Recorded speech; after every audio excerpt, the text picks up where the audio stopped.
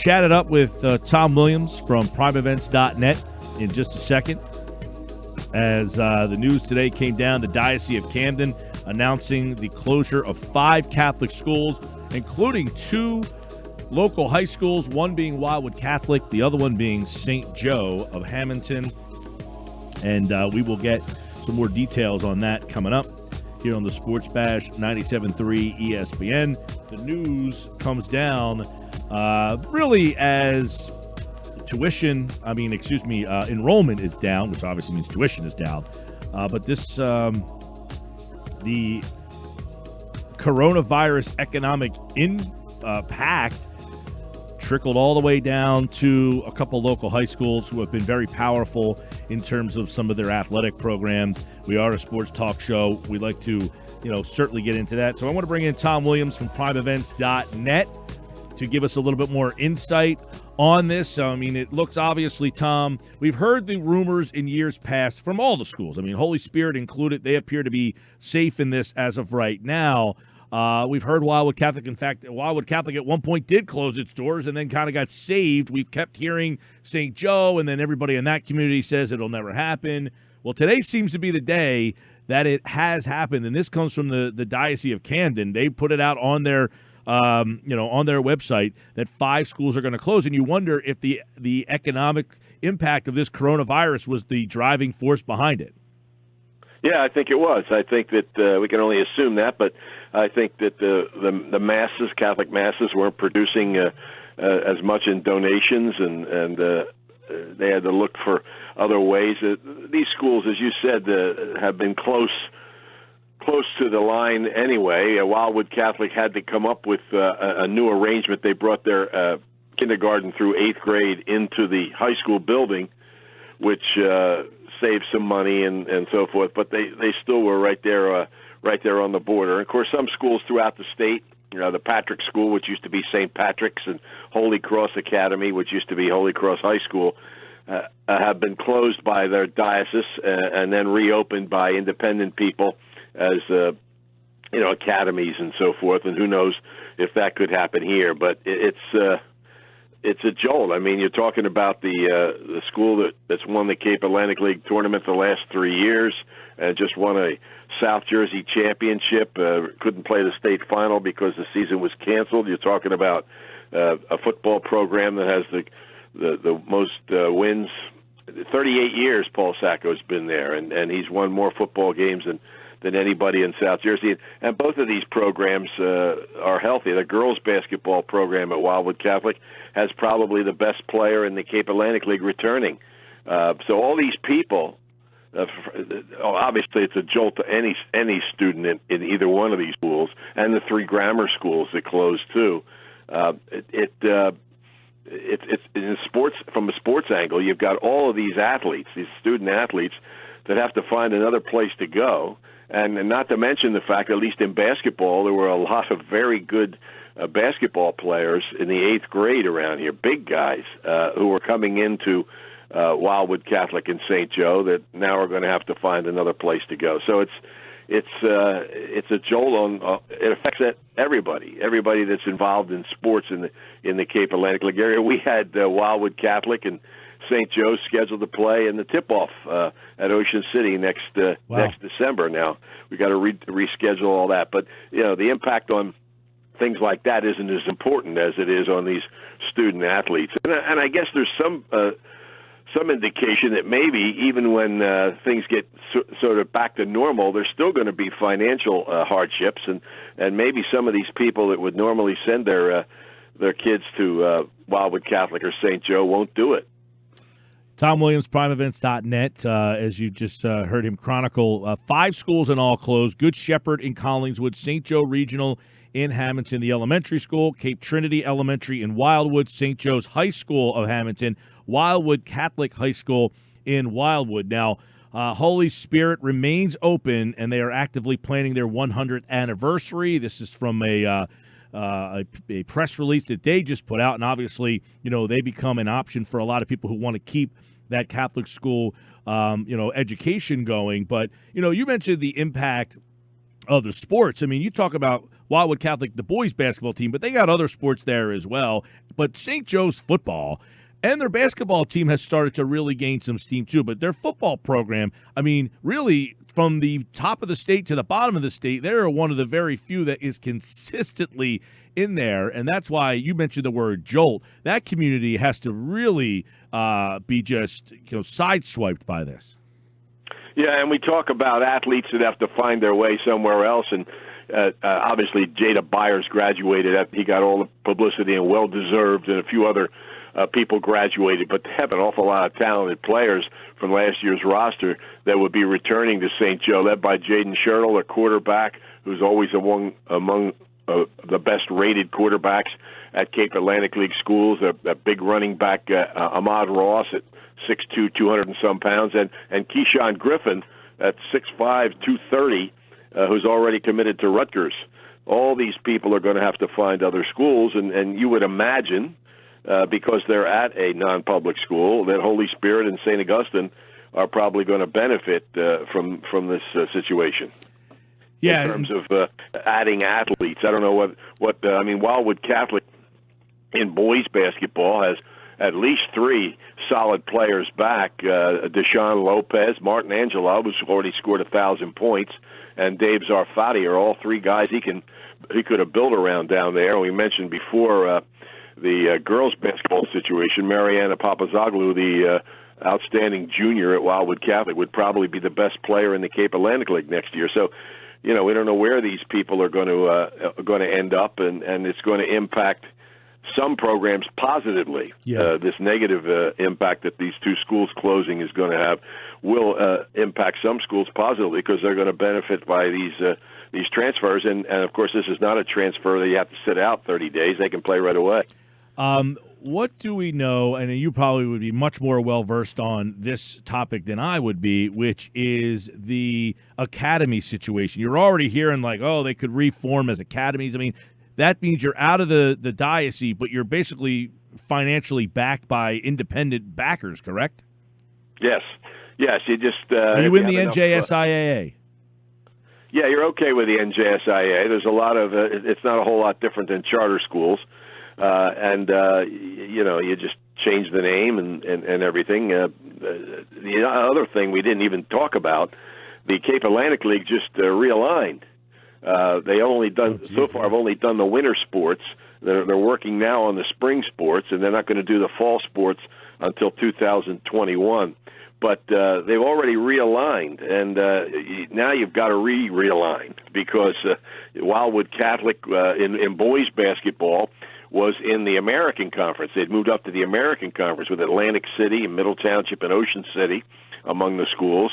And St. Joe was in the United Conference with Mainland, Holy Spirit, Hammonton, and so forth. And then in girls basketball, St. Joe hasn't made much of an impact in girls basketball the last 4 or 5 years, but they were in the American Conference, and Wildwood Catholic, which would be a big factor, pretty much in the same type of conference they have been in with Middle Township and Our Lady of Mercy, the other strong teams. But how will they change this? Excuse me. Will they just drop those 2 schools from their respective conferences, or will they take the system that they use to realign and start it all over again to try to keep the balance they were trying to create with this realignment? And of course, they haven't finished the spring yet, so that hasn't been announced. They can do whatever they want with that, but it'll be interesting to see what they do about the winter sports. Sure will. It also, you say interesting. I don't know that there's a lot of anticipation that they're going to get any spring sports season in here. I know the governor pushed things back, Tom, to the 15th. The date had really been the 25th for the NJSIA to have spring, playoffs. But I'm imagining that most of the coaches in the area are not anticipating having a spring season. Do you get that feeling from some of the coaches that maybe you've been in touch with? Yeah, I think they're hopeful, but I don't think they think it's realistic. And as you just referred, the NJSIA has said, hey, if things are back up by the 25th of May, we're going to have a state tournament. And keep in mind, of course, track and field is just everybody goes to the field and competes. You don't have to qualify. But in other sports like lacrosse and softball and baseball and so forth, you have to have a certain record or be among the top 16 in your group. But most groups only have 19 and 20 schools. So to just let everybody play in a state tournament, maybe even set up some consolation games so the losers in the early rounds could have 2 or 3 games, you could do that and at least get some semblance of sport for these kids, especially the seniors in the spring. But the NJSIA says if it resumes after the 25th of May, then they will not have any state competitions, and it's up to the leagues to do whatever they want. And there's some question about insurance and everything else if they continue and try to do sports after school year has ended. This is something none of us have ever seen before. There's no question about it, and we never even got to really see the completion of the basketball season, which was a shame. Wildwood Catholic is one of the schools that is being affected by this shutdown here. Sadly, they really put this team, had the run last year. They came up short, and the mission and the goal of this team was to complete it this time, and we'll never know. And now the school might likely not even be in existence anymore. So it really is eerie that the last team never really got to finish their mission, and then the school potentially could be closing right behind them. Yeah, and you have Atlantic City, which never played its state semifinal. You have St. Augustine, which was getting ready to play Bergen Catholic in a state final. That never happened. And the Ocean City Girls, who upset Mainland and then beat West Hampton Tech, the Central Jersey champ, and they were getting ready to play in a state final, and it never happened. So it's very frustrating for not only them, but teams they were going to play, that they never got a chance to complete the season. It was the right thing to do, but it's frustrating nevertheless. Now, you were in the building for the final, I guess, high school event in the state, right? Yeah, well, it was a game after hours, so that was technically the final game, but we were there for a doubleheader at Deptford. Girls state semifinal. Ocean City played West Hampton Tech, and the second game Woodbury played. In fact, one of the officials that worked the Woodbury game eventually died of the virus, which was a little concerning at the time. But it's been more than a month, and nobody that was in that gym seems to have had any problems. So I guess everything's okay in that regard. But yeah, it was the last day, because that following, actually, it was later that night, the NJSIA announced that was it. They weren't going to play any more basketball. That's right. So that game, the Ocean City Girls played that game without fans in the stands, really. Just very minimal amount of media and so on and so forth in there, and that was it. Then after that, they decided that's going to be the final game, and that's where kind of the season has ended. And that's kind of the last high school event that we've seen in this. And then this happens today. Tom, again, Tom Williams, PrimeEvents.net, and certainly one of the great historians of high school sports in the Cape Atlantic League. What have St. Joe's football and their athletics, and Wildwood Catholic basketball and their athletics meant to this league? Well, I was talking to somebody about this earlier. You love Atlantic City High School, and you love what St. Augustine is doing athletically as far as facilities are concerned, and the beautiful gym at Absegami and Vineland and Egg Harbor Township. But there's something neat about the old schools. I'm sure there's teams that don't like to go into Wildwood Catholic and play on that small court, and it's been there for 60, 70 years with very little change. And the same thing with St. Joe. Jack Boyd at Ocean City used to, if you can picture St. Joe's gym, used to say it was like playing in a swimming pool, because there's tile up all on the walls around the gym, and the stage at the end. There's just something you don't want to play there maybe every game, but there's something neat about those facilities. And the same with St. Joe. Here's one of the great, you just alluded to it, the great football programs in this state as far as consistency.